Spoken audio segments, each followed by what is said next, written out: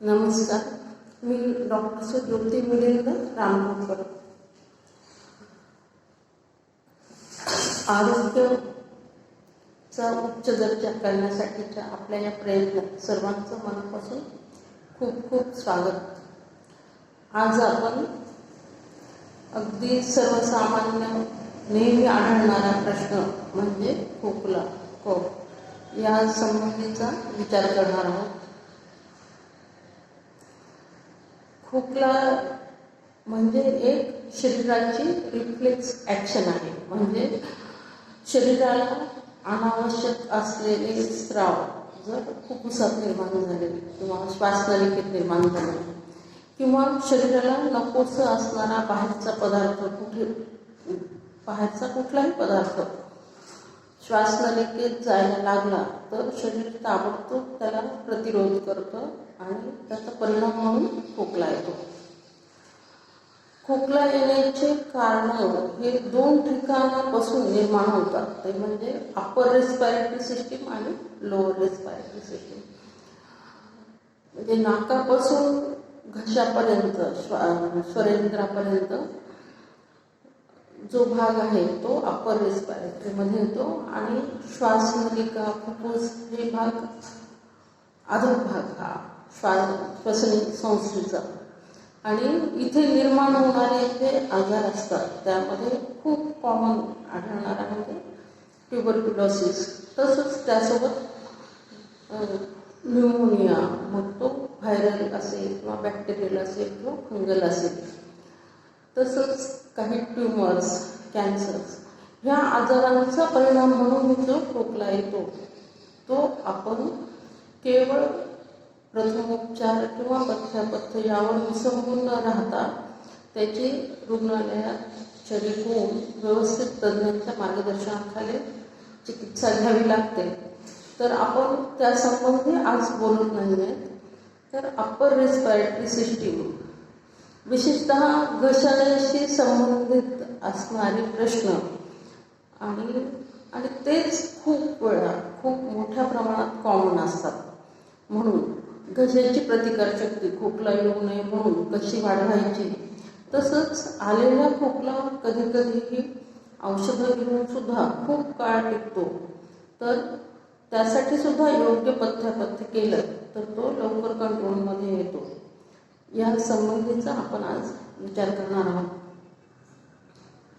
तर घशाची प्रतिकारशक्ती वाढण्यासाठी किंवा घशामध्ये सूज येणं किंवा बाहेरची नको असलेलं इन्फेक्शन, धूळ वगैरे घशाला त्रास देणं, यामुळे जो खोकला येतो तो लवकर कमी होण्यासाठी किंवा प्रतिकारशक्ती वाढावी आणि पुन्हा पुन्हा खोकला होऊ नये म्हणून आपल्या सर्वांना माहितीच आहे की आपण गुळण्या करणं हा प्रकार करतो.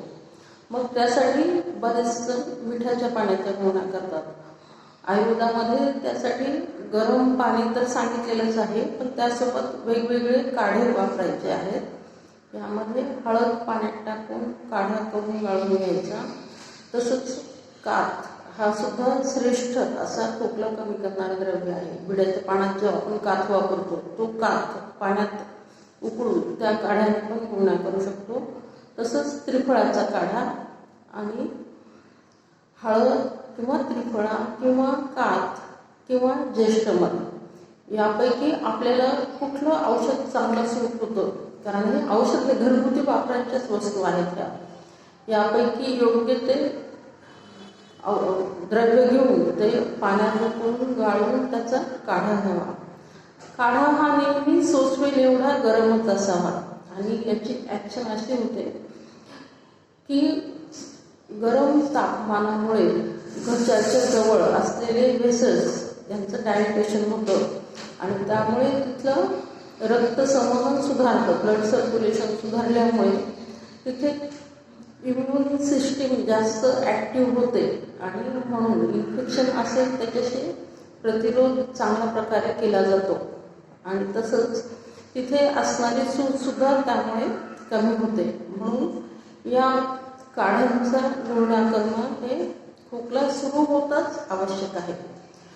याहीपेक्षा महत्त्वाचं दुसरं सांगेन मी की खोकला आलेला नसताना सुद्धा जर बाहेरचं हवामान थंड झालं असेल किंवा ऋतू बदलत असेल तर गरम पाण्याने किंवा गरम काढ्याने गुळण्या करणं हे घशाची प्रतिकारशक्ती चांगली ठेवण्यासाठी आवश्यक असतं.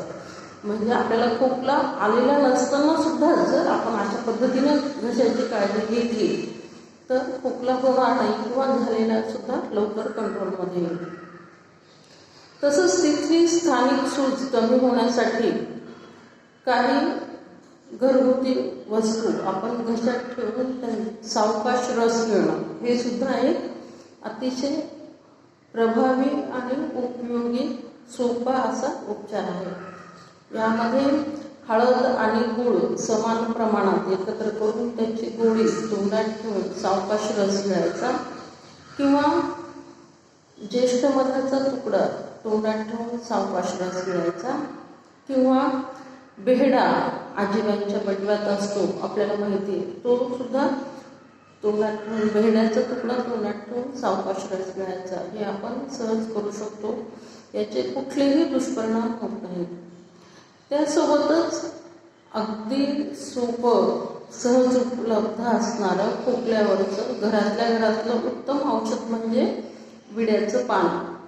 तर विड्याच्या पानामध्ये सर्वात जास्त प्रमाणात काथ टाकायचा, म्हणजे मोठा तुकडा टाकायचा काथाचा, आणि बाकी बडीशोप, लवंग, विलायची, विशेषतः पुदिना हे विड्याच्या पानामध्ये घालून ते पान सावकाश रस गिळला तरीसुद्धा घशाला खूपसा आराम मिळतो. फक्त लक्षात घ्यायचे ह्या पानामध्ये चुना शक्यतो टाकायचा नाही किंवा टाकला तरी अगदीच कमी प्रमाणात टाकायचा. तसंच सुपारीसुद्धा टाकणं टाळायचं, कारण सुपारी ही हृदयाला अहितकर असते, घशाला सुद्धा अहितकर असते आणि चुनामुळे सुद्धा तोंडात फोड येणं अशी तक्रार अनेक जणांना होते. म्हणून ह्या दोन वस्तू टाळून आपण घरी विड्याचं पान लावून घेऊन ऋतू बदललेला असताना, हवा थंड असताना किंवा खोकल्याची थोडीशी जरी शंका वाटली तरी विड्याचं पान असं विशेषतः रात्रीच्या जेवणानंतर जरूर घ्यावं. खोकला होऊ नये म्हणून रात्रीचं दही खाणं टाळावं. दही खूप उपयुक्त आहे, याबद्दल शंका नाही. पण दही खाण्याचे विशिष्ट नियम दिलेले आहेत शास्त्रात, त्याबद्दल आपण पुन्हा कधी बघू. आज एवढंच लक्षात ठेवू की खूप थंड हवा असताना आणि विशेषतः रात्री दही खायचं नाही आहे. तसंच थंड तापमानाचे जे पदार्थ असतात त्यामध्ये विशेषतः आईस्क्रीम, कोल्ड्रिंक्स या गोष्टी जरूर टाळल्या पाहिजेत. खूप कडक उन्हाळा असताना आपल्याला असं वाटतं बाहेरचं हवामान इतकं उष्ण असताना हे थंड पदार्थ घ्यायला काय हरकत आहे, आणि म्हणून अगदी सरसगट खूप प्रमाणात हे पदार्थ घेतले जातात. बाह्य तापमानाचा परिणाम म्हणून लगेच लक्षणं निर्माण जरी होत नसले तरी अशा अतिशीत वस्तूंचे परिणाम शरीरावर शीतगुणाचे परिणाम होतात आणि वातावरणातल्या थंड तापमानाची त्याला जोड मिळाली की लक्षणं लगेच निर्माण होतात. आपल्याला असं वाटतं की आपण अशात काही थंड घेतलेलं नाही आहे, पण जे 1 महिन्यापूर्वी किंवा 15 दिवसापूर्वीचे घेतलेलं असतं त्याचासुद्धा परिणाम शरीरावर होत असतो. आणि म्हणून विशेषतः खूप कडक उन्हाळा जरी असला तरीही असे अतिशीत पदार्थ आईस्क्रीम विशेषतः टाळणं आवश्यक असतं, जर आपल्याला खोकला येऊच नये असं वाटत असेल तर. त्याचप्रमाणे अद्रकाचा रस आणि मध हे याचं चाटण हे सुद्धा अतिशय उपयुक्त आहे. खोकल्यामध्ये उदान वायू म्हणजे जो छातीपासून निर्माण होतो आणि त्याची गती वर असते, म्हणजे बोलणे, उच्छ्वास सोडणे यातून जो व्यक्त होतो त्या उदान वायूचा प्रकोप झालेला असतो आणि त्यामुळे वायूचं शमन होण्यासाठी शरीर आतून स्वच्छ ठेवणं ही सुद्धा अतिशय महत्त्वाची गोष्ट असते. तसंच सुंठ भरपूर टाकलेलं दूध घेणं, तूप टाकून हे सुद्धा वायूचा प्रकोप कमी करण्यासाठी उपयोगी ठरतं. सुंठ हे तर खोकल्यावरचं अतिशय उपयोगी औषध आहे, कारण कफ वाढलेला असेल तरी सुद्धा सुंठीनं उपयोग होतो आणि सुंठ तिखट रसाची असून सुद्धा ती पित्तदोष कमी करते आणि वातशमन पण आहे. म्हणून आपल्याकडे एक म्हण आहे, सुंठी वाचून खोकला गेला.